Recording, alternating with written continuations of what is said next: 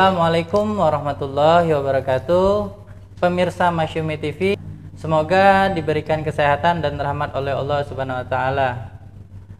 Telah hadir di studio bersama kita pengacara dari korban pembunuhan yang dilakukan oleh Densus 88 terhadap taksi online, Pak Jundri ya. Erbaruto ya? Iya, betul. Pengacara dari korban dan Bang Onet sebagai Onet Arhaman sebagai praktisi hukum ya. Nah, untuk mengetahui kronologi Densus 88 yang membunuh taksi online tersebut, kita hadirkan pengacara Pak Jundri. Silakan Pak, gimana kronologinya yang pas kemarin pembunuhan sopir taksi online itu Pak? Ya, jadi klien kami ini kebetulan adalah seorang supir taksi online ya, atau tepatnya di Grab.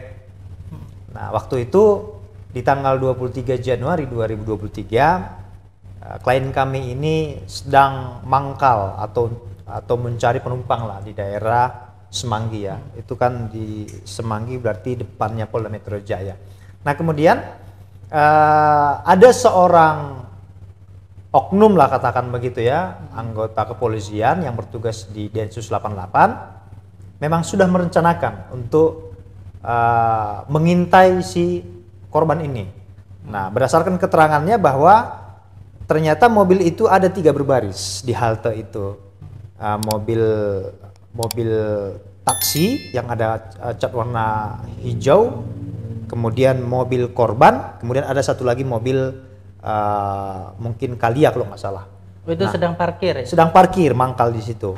Nah, kemudian si pelaku ini menargetkan yang di tengah, karena dari segi harga mobil mungkin lebih mahal. Kalau ini kan taksi ada catnya. Nah, yang mobil yang paling yang ketiga itu kan mobil yang lebih murah lah dibandingkan Avanza. Dia mobil Avanza warna merah. Nah, kemudian dia menyamperi si pelaku, si korban, klien kami, kemudian disampaikan, "Bang, antarkan saya ke ini," katanya. Tapi dia menggunakan aplikasi secara offline, tidak online. Oh, artinya tidak order secara online? Iya, order secara offline. Nah, kemudian disampaikan diceklah harganya. Ternyata dari lokasi ke tujuan atau di komplek perumahan Bukit Cengkeh 1 di Depok itu harganya 93.000. Nah, tetapi dia hanya punya uang 90.000. "Bang, 90.000 ya," katanya. "Ya udah, nggak apa-apa."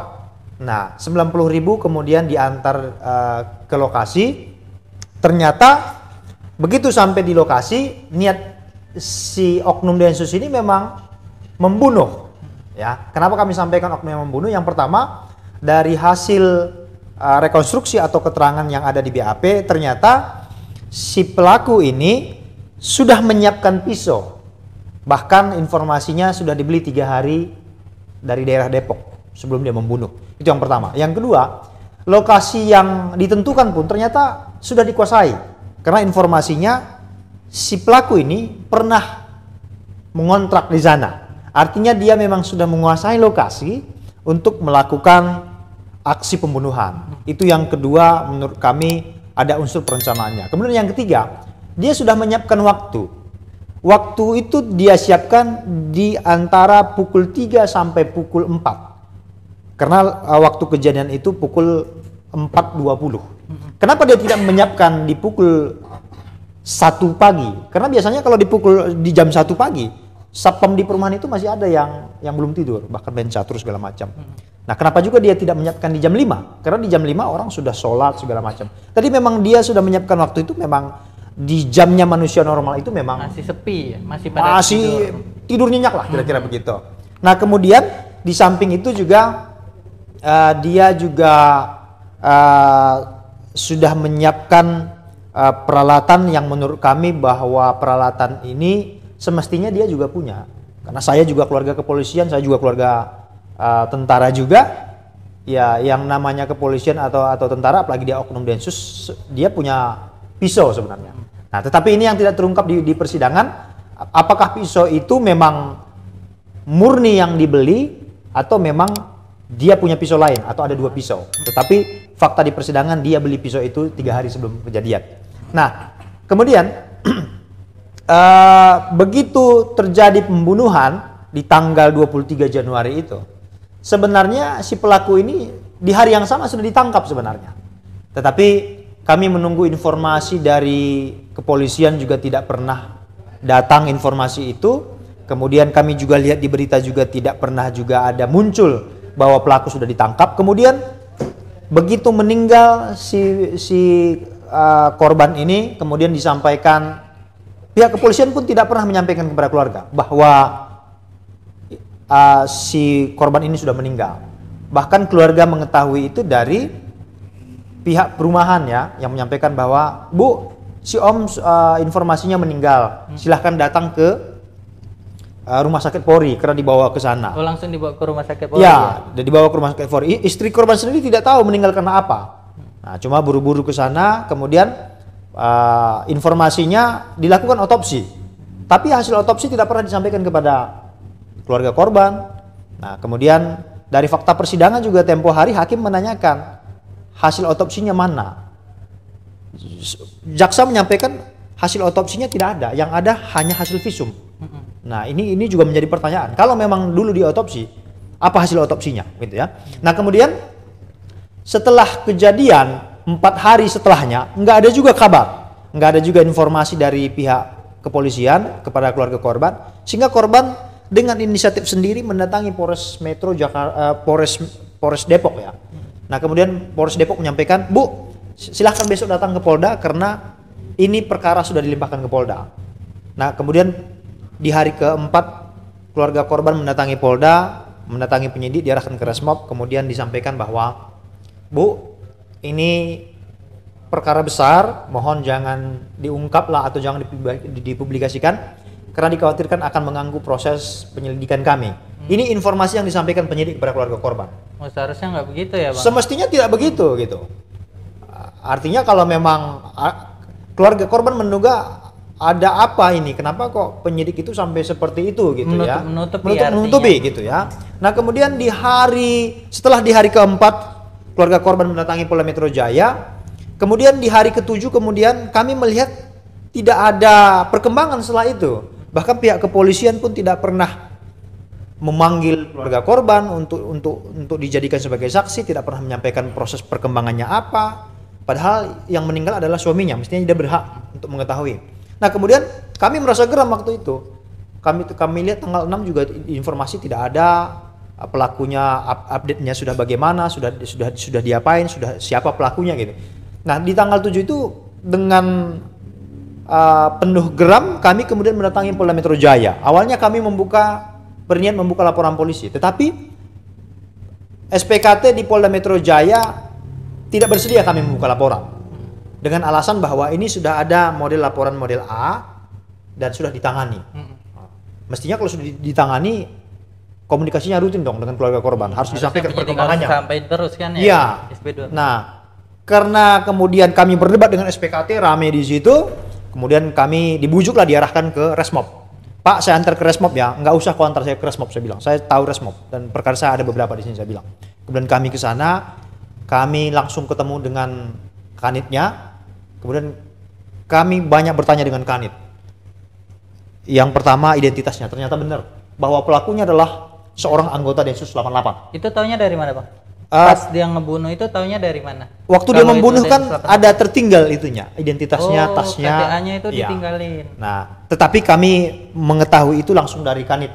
Karena kami menanyakan kanit, ini pelakunya siapa? Oh, pelakunya ini, namanya ini, kemudian bertugas di ini. Artinya confirm bahwa pelakunya memang anggota Densus 88. Nah, kemudian kami juga menyampaikan pasal yang disampaikan pasal apa? Pasal yang penerapan pasal yang dituduhkan pasal apa? Kanit menyampaikan bersama dengan penyidiknya pasal 338 dan pasal yang lain lah. Nah, waktu itu kami merasa sangat keberatan di situ karena menurut kami pasal 338 ini tidak logika, tidak masuk akal. Karena hukumannya lebih rendah ya? Karena hukumannya lebih rendah. Kami menganggap bahwa pasal 338 ini sama saja dilakukan oleh orang-orang biasa yang katakanlah pemabuk di luar sana berantem tiba-tiba sambil tujah menujah. Itu baru cocok. Nah, ini kan pelakunya Densus 88. Nah, apakah memang penyidik ini melindungi sesama mereka yang kami anggap mereka satu satuan? Nah, sehingga waktu itu kami protes, kami keberatan. Kemudian kami juga sudah melaporkan ke Menko Polhukam, tetapi tidak ada respon. Kami sudah melaporkan ke Presiden, tidak ada respon. Kami sudah melaporkan ke Komnas HAM. Di Komnas HAM itu kemudian baru kami mendapatkan surat bahwa dari bunyi surat yang dikeluarkan oleh Komnas HAM kepada kami, benar bahwa Komnas HAM sendiri kecewa dengan pihak Polda Metro Jaya karena mereka sendiri diabaikan oleh Polda Metro Jaya sampai sekarang. Nah, begitu juga kami bersurat ke Menko Polhukam, tidak ada respon juga. Kami bersurat juga ke Kompolnas. Kompolnas juga sama suratnya. Pada prinsipnya kami menyimpulkan bahwa Kompolnas sendiri pun diabaikan oleh Polda Metro Jaya karena mereka tidak memberikan jawaban atau klarifikasi, gitu ya. Nah, kemudian kami merasa bahwa perkara ini sungguh sangat lambat proses penanganannya. Kenapa? Mulai tanggal 23 Januari sampai di bulan 5 itu prosesnya masih di kepolisian. Proses penyidikannya. Nah, makanya kami sampai mengadukan ke Propam, kami mengadukan ke Karawasidik. Mengadukan ke Propam, sempat mengadukan ke penyidik yang lapor. Ke penyidiknya, termasuk kami meminta agar si Haris ini dipecat. Ternyata sampai sekarang nggak dipecat juga si Haris. Nah, jadi kami melihat bahwa ada beberapa kejanggalan-kejanggalan yang dilakukan oleh instansi penegakan hukum sendiri.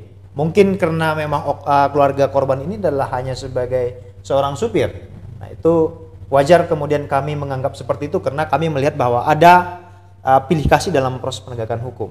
Gimana kalau menurut Bang Onet sebagai praktisi hukum di dalam seharusnya di dalam kepolisian itu menerapkan pasal 338 atau pasal 340? Kan pasal 340 itu pembunuhan secara berencana. Ya. Sedangkan pasal 338 itu pembunuhan Pembunuhan biasa. Ya.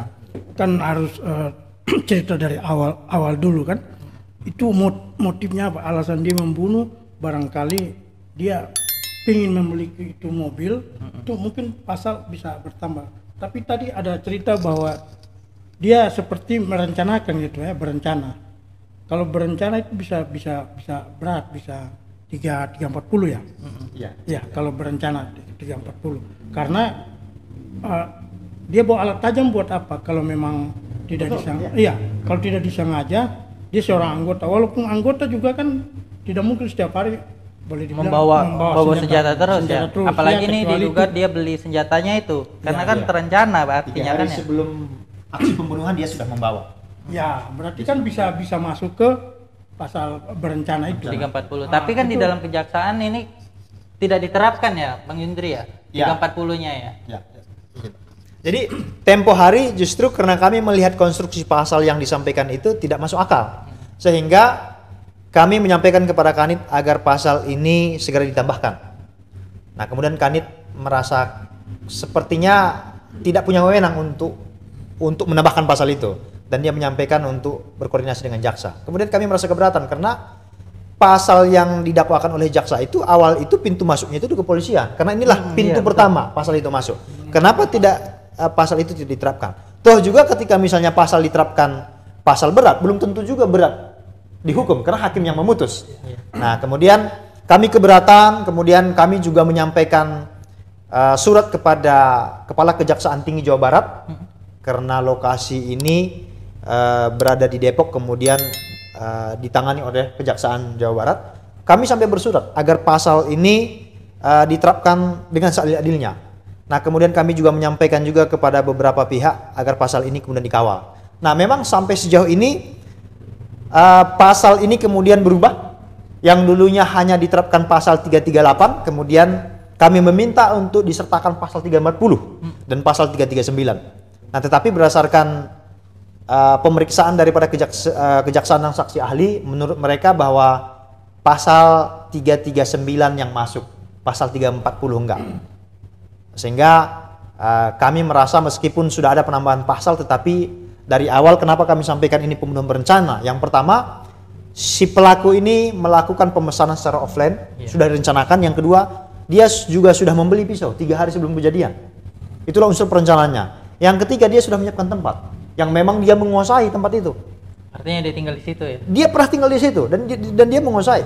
Yang keempat, dia menyiapkan waktu yang memang seperti yang kami sampaikan tadi.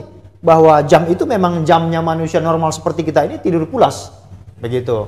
Nah, tetapi kemudian pihak kepolisian menyampaikan bahwa pasal inilah yang menurut mereka, rekonstruksi mereka diterapkan 3340. Nah, dengan alasan bahwa awalnya bahwa si pelaku ini berniat untuk mencuri. Nah, ini juga satu pertanyaan bagi kami. Sebenarnya kami juga sudah menyampaikan kepada jaksa, karena motifnya kan dia punya hutang judi online. Kalau memang dia punya hutang judi online, semestinya ini menjadi tugas kepada Bapak Kapolri yang selama ini memang sangat konsentrasi memberantas judi. Mestinya ini menjadi pintu masuk. Kalau memang itu benar, berarti berantas dong judi ini. Karena gara-gara judi, anggotanya juga sudah membunuh, yang seharusnya dia melindungi. Makanya saya sampaikan bahwa kita sepakat tidak semua pemuda Indonesia itu pemuda-pemudi bisa masuk polisi. Kalau ada orang di antara kita yang bisa masuk polisi, itu sudah putra-putri terbaik bangsa. Kita akui itu. Walaupun faktanya di lapangan banyak juga yang masuk karena duit. Kasus di Semarang kan begitu kan Pak ya?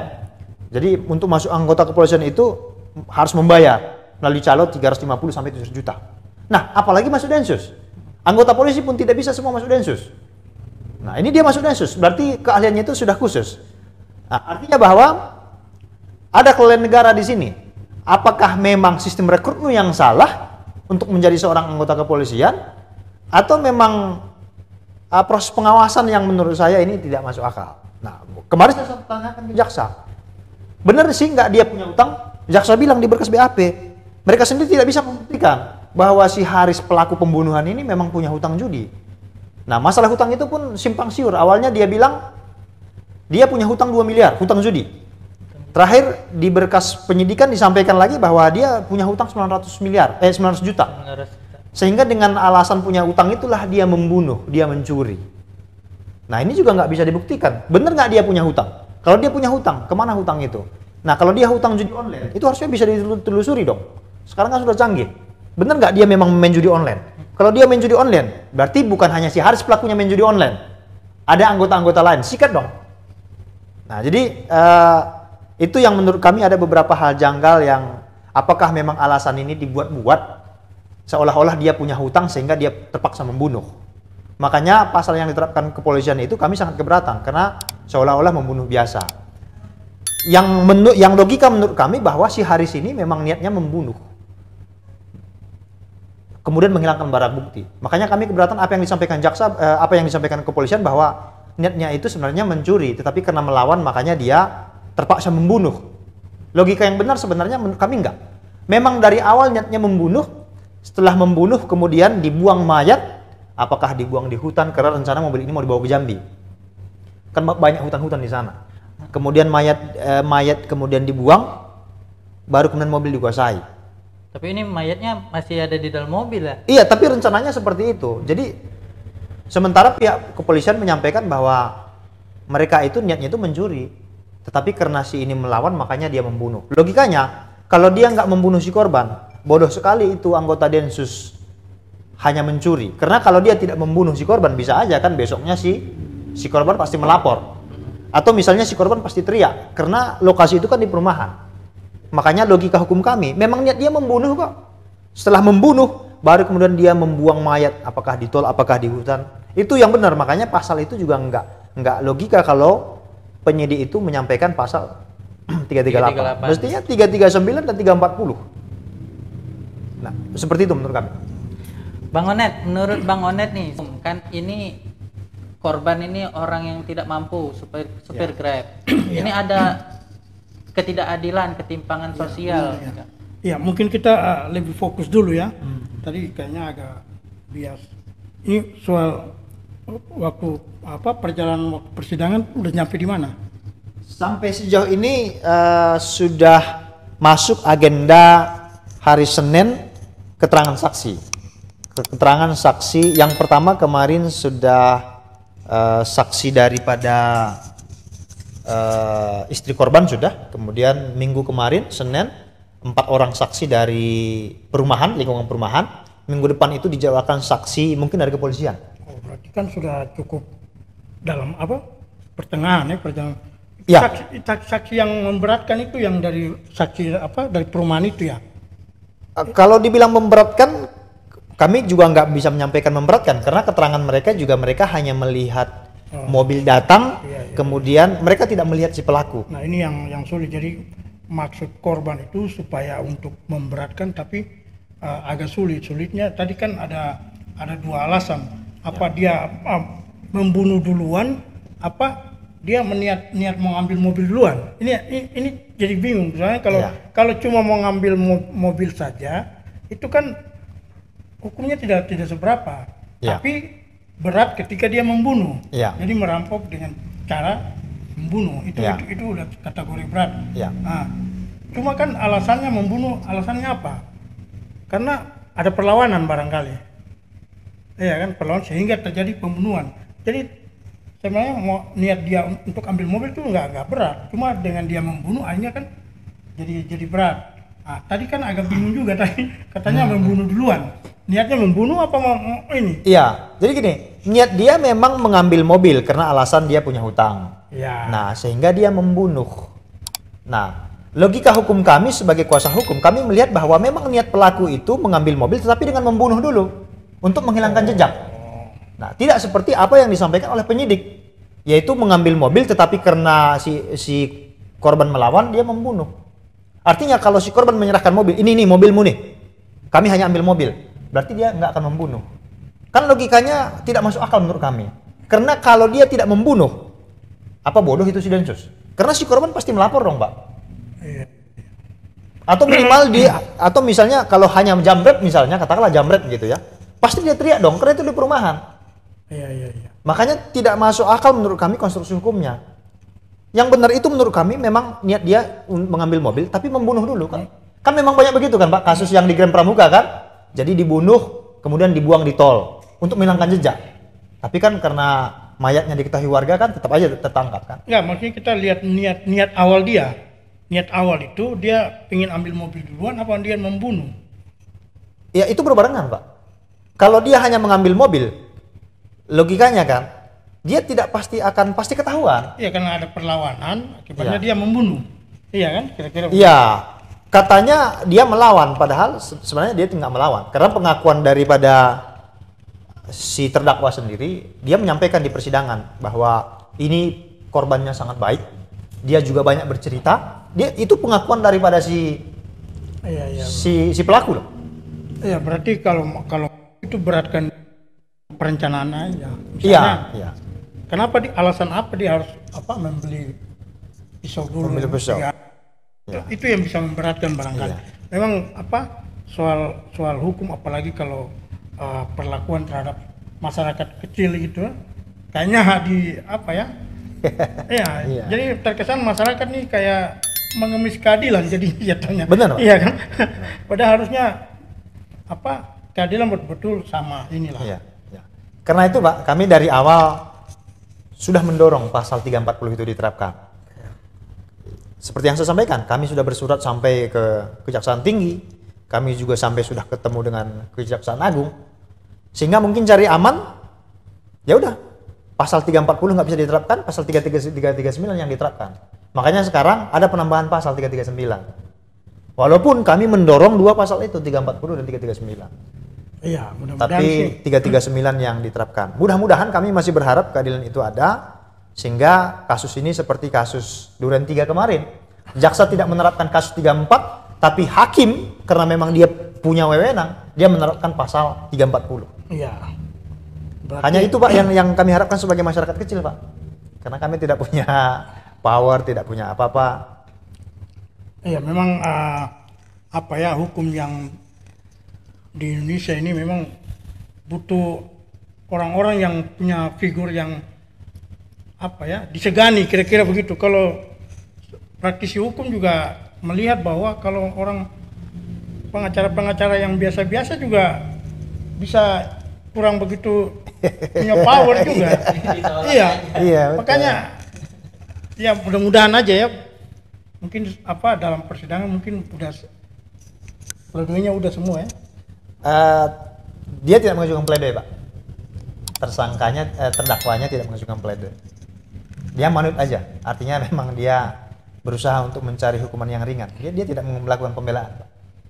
Berarti ya susah juga sih kalau seharusnya kan saya juga ada pengadilan khusus buat dia gitu ya. Ya. Soalnya ini kan sipil, jatuhnya kan Ya. ini pembunuhan biasa ya. Itu yang menjadi satu perhatian kami, karena semestinya pelaku ini sudah dipecat atau PTDH. Kalau kita misalnya membandingkan dengan kasus yang lain, katakanlah Duren 3, Pak Sambo, itu 19 hari setelah dinyatakan dia tersangka, dia sudah dipecat. 19 hari loh, Pak. Iya. Nah, kasus yang di Medan, yang menganiayanya bukan dia, cuma karena dia anggota kepolisian, Pak Khairuddin Harahap, tapi kan dia langsung dipecat di PTDH. Nah, ini dia sudah membunuh, Iya. tapi nggak dipecat sampai sekarang. Artinya sampai sekarang dia masih terima gaji, Pak. Dia masih aktif sebagai anggota. Cukup sekian, mudah-mudahan penjelasan dari praktisi hukum Bang Onet dan pengacara driver taksi online itu didengar oleh pejabat-pejabat yang memegang kekuasaan. Semoga kita doakan apa yang diharapkan, apa yang diperjuangkan oleh pengacara kita Pak Jundri Berutu untuk mendapatkan keadilan itu diijabah sama Allah Subhanahu wa taala. Demikian kami tutup. Wassalamualaikum warahmatullahi wabarakatuh.